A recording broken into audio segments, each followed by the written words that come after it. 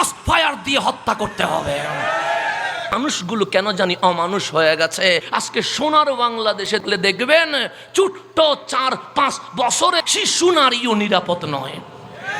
আজকে সোনার বাংলাদেশে চোখ খুললেই দেখা যায় আজকে দিনের মধ্যে দেখবেন কারো কল্লা কেটে দিয়েছে, কারো পা কেটে দিয়েছে, কারো ঘর জ্বালিয়ে দিয়েছে। আরে আপনি আমি নিরাপদ দূরের কথা, মসজিদের ইমামকে পর্যন্ত মব সৃষ্টি করে বাংলাদেশে মেরে ফেলা হয়। আজকে আমরা রইসুদ্দিনের লাশ নিজের চোখে দেখতে পেয়েছি।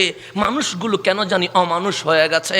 আজকে সোনার বাংলাদেশে কোথাও ঢাকার মধ্যে যদি লামিয়া নামক কোনো শিশু কন্যা ধর্ষণের শিকার হয়, চট্টগ্রামে ফারিয়া নামক কোনো নারী কোনো শিশু কন্যা ধর্ষণের শিকার হয়, এই বাংলাদেশে দাঁড়িয়ে যখন এই দৃশ্য দেখি তখন বলতে বাধ্য হয় যারা দর্শক আর বলাৎকার করে তাদেরকে প্রকাশ্যে ক্রস ফায়ার দিয়ে হত্যা করতে হবে।